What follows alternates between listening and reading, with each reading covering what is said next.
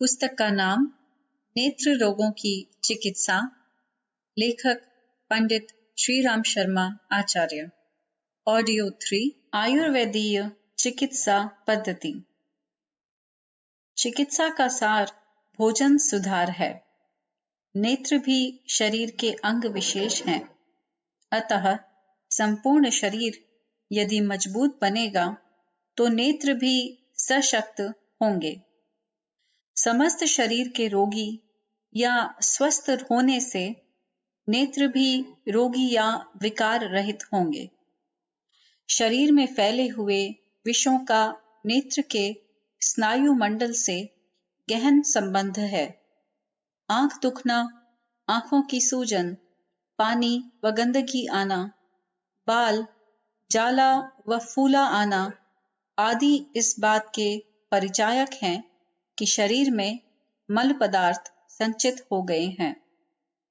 मनुष्य के आकार प्रकार, रंग रूप, प्रकृति तथा स्वास्थ्य में फेरफार करने वाले केवल विजातीय दूषित मल पदार्थ ही हैं।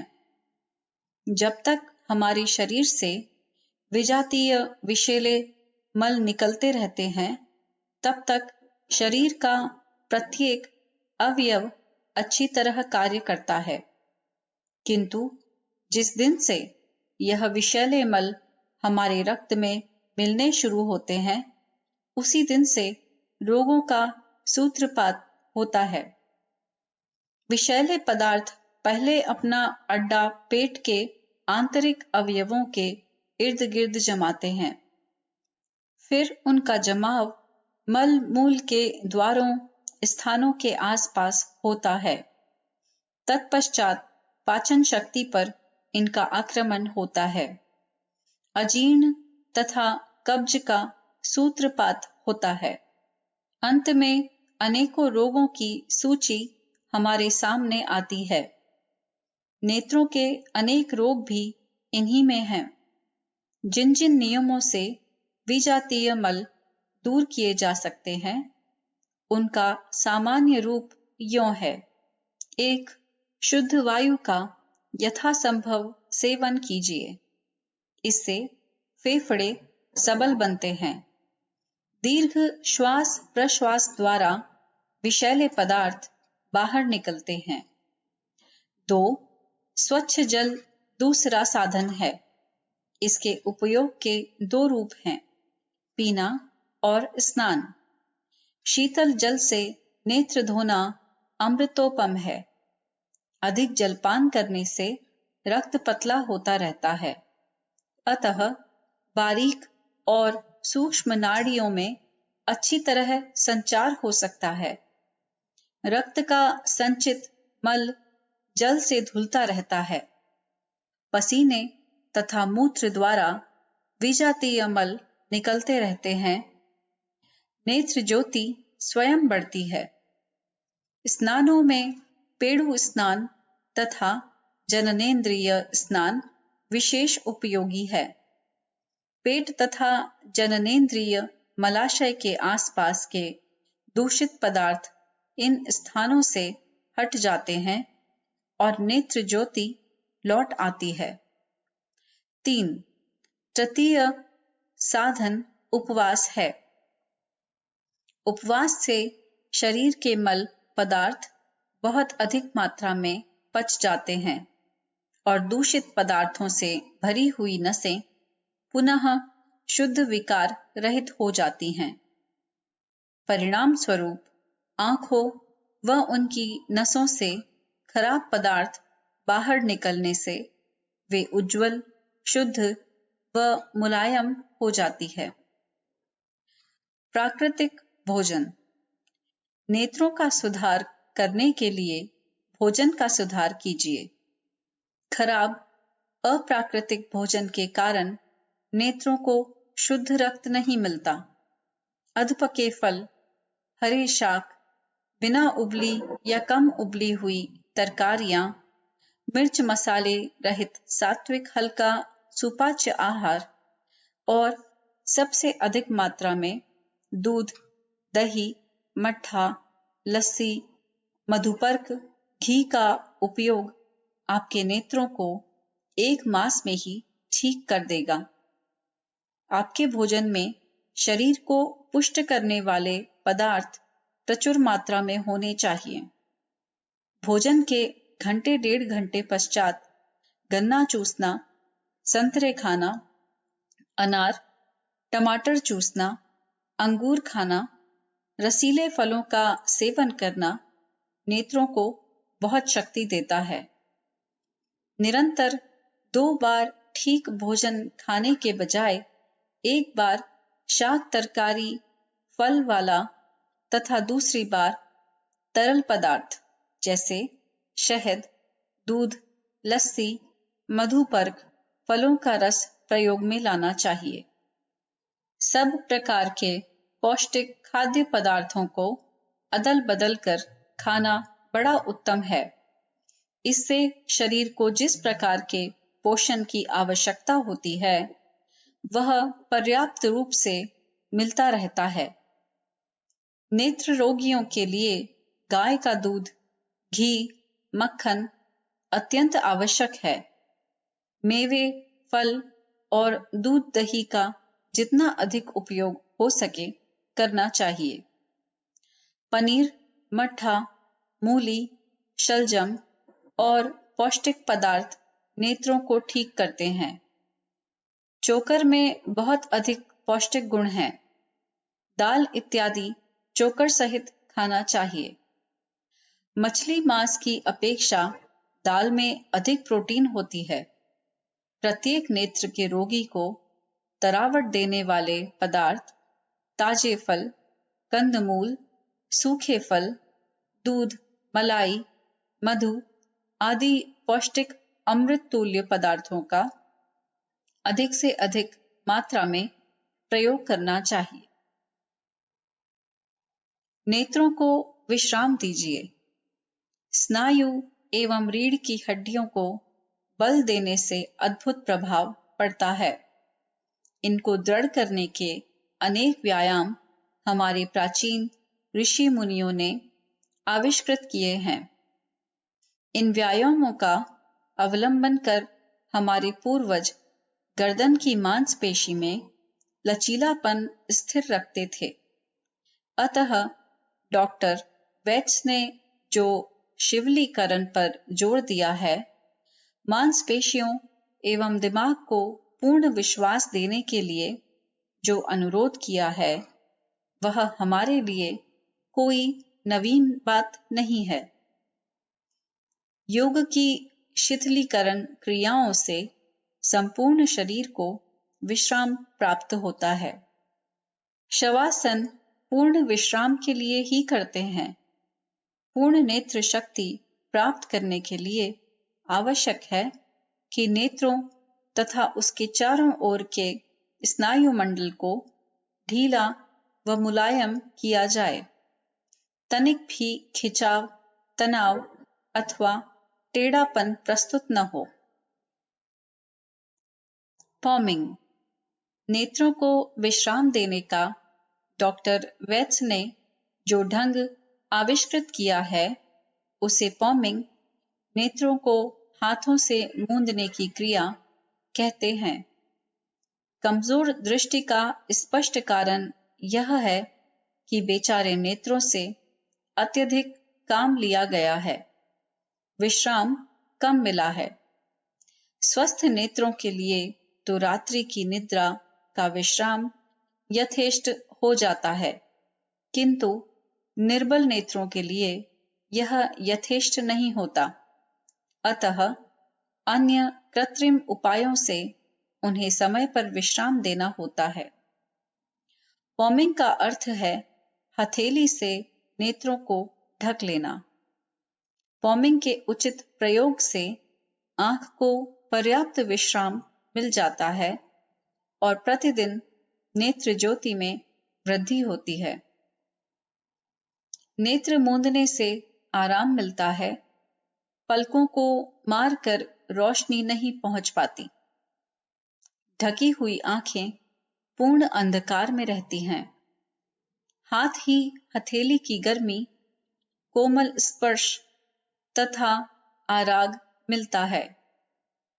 शांक धर्म में लिखा हुआ है कि भोजन के पश्चात हाथ धोकर गीले हाथों की दोनों हथेली परस्पर घिसकर नेत्रों में लगाने से आंख के समस्त रोग तथा तिमिर दूर होते हैं। डॉक्टर वेट्स ने इस पुरानी पॉमिंग की क्रिया में कुछ सुधार कर उसे चिकित्सा का एक अंग बना लिया है।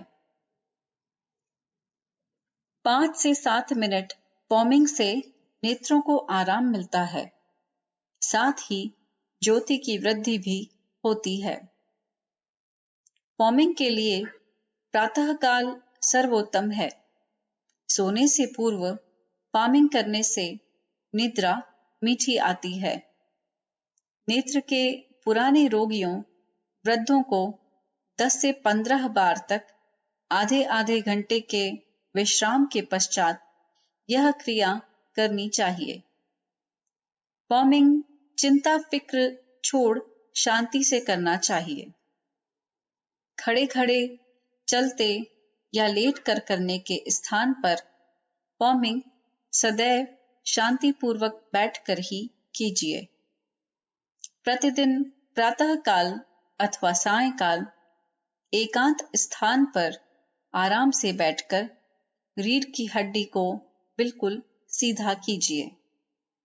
सब विचारों को मानस प्रदेश से हटाकर दृढ़ता से सोचिए। मेरे नेत्रों में पुनः स्वाभाविक ज्योति प्रविष्ट हो रही है। नव ज्योति का विपुल संचार हो रहा है।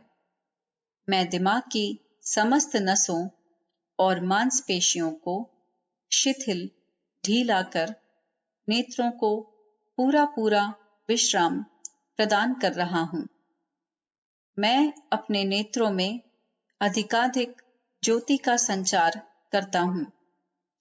ऐसी धारणा पर दृढ़ता से मन लगाइए। मांसपेशियां तथा सूक्ष्म नसें ढीली हो जाएंगी। 2-3 बार के अभ्यास से आपको स्वयं अनुभव होने लगेगा कि नसें ढीली हो गईं तथा आंखों को आराम मिल रहा है। तदुपरांत बाएं हाथ की हथेली से बाएं नेत्र और दाहिने से दाहिने नेत्र को ढक लीजिए। हाथ की हथेली पूरी आंख पर रहे। नेत्र पर किंचित भी प्रकाश न पड़े, न दबाव ही। आपकी नाक भी न दबने पाए तथा श्वासोच्छ्वास में भी बाधा न पड़े। आंख ढककर दोनों कोहनियों को घुटनों पर टेक दीजिए। दोनों घुटने परस्पर सटे रहेंगे। गर्दन झुक जाएगी। पॉमिंग की क्रिया से क्रमशः काला रंग आंख मिचने पर अधिक गहरा प्रतीत होने लगेगा। ज्यों-ज्यों कालापन गहरा होता जाए, त्यों-त्यों नेत्र ज्योति में वृद्धि होने लगेगी। पॉमिंग करते समय नेत्र जोर से बंद न कीजिए। नेत्र, गर्दन तथा मस्तिष्क की सूक्ष्म मांसपेशियों की नसों को ढीला रखिए। 3-3 मिनट के पश्चात नेत्र खोलिए। नेत्रों को फाड़कर नहीं खोलना चाहिए। जितनी वह सरलता से खुल जाएं, वही यथेष्ट है। कविराज महेंद्र नाथ जी पांडेय का विचार है कि पॉमिंग में नेत्र मूंद कर किसी काले दृश्य का विचार करना चाहिए या कोई आनंददायक विषय जैसे सुंदर, पुष्प सुंदर, कहानी का प्लांट, आकर्षक दृश्य, नौका विहार इत्यादि कल्पना की कुंजी से निर्मित कीजिए। पॉमिंग करने पढ़ने का अभ्यास भी कीजिए। अक्षर के एक अंश को देखिए, फिर पॉमिंग कीजिए और फिर उसी अक्षर को देखिए। आप देखेंगे कि अक्षर के जिस अंश को आप देख रहे हैं, वह शेष अक्षरों से अधिक काला है। इसी प्रकार अक्षर के प्रत्येक हिस्से को देखिए। इस प्रकार फॉर्मिंग करने और पढ़ने का अभ्यास साथ साथ करने से बहुत लाभ होता है। झूमना, स्विंग।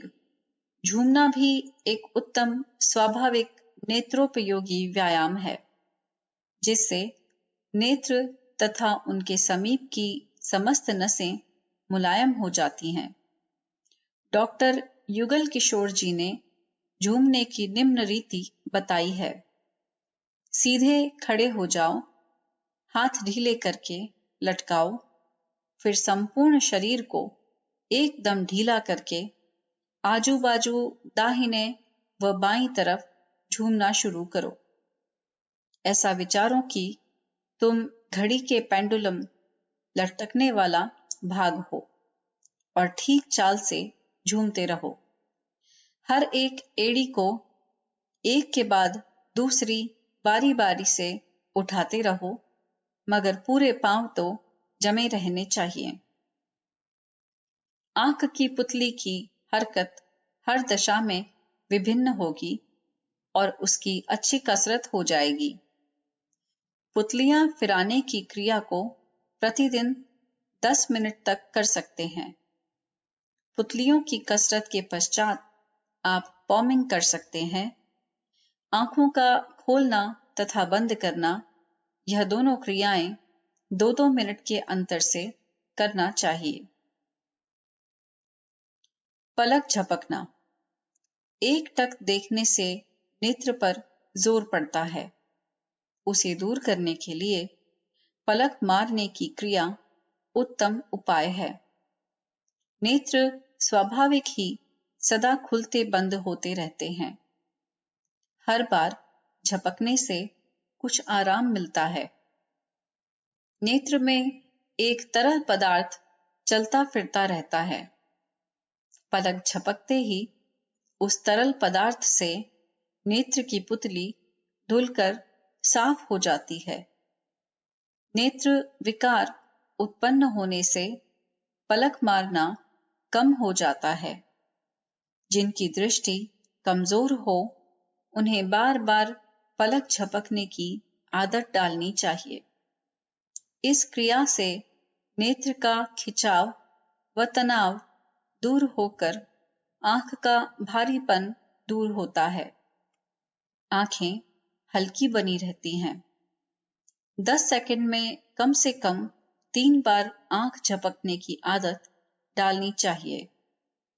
पढ़ते हुए, सिनेमा देखते हुए, काढ़ने या बुनने, लिखने अर्थात तथा संभव प्रत्येक कार्य करते समय अधिक से अधिक बार झपकने की आदत डालनी चाहिए। पुस्तक पढ़ते समय नेत्र झपकने से बिना जोर पड़े आप बहुत कुछ पढ़ सकेंगे। नेत्रों में भारीपन, थकान तथा तिमिर भी प्रतीत न होगा। पलक मारते समय आंख को जोर से न मीच लीजिए। नेत्र पर पलक का जोर न डालिए, वरन सहज स्वाभाविक रीति से पलक मारने की आदत डालिए। बिना कोशिश के पलक झपकने से आंखों की थकान सरलता से दूर की जा सकती है और आंखें वैसी ही तरोताजा बनी रहेंगी।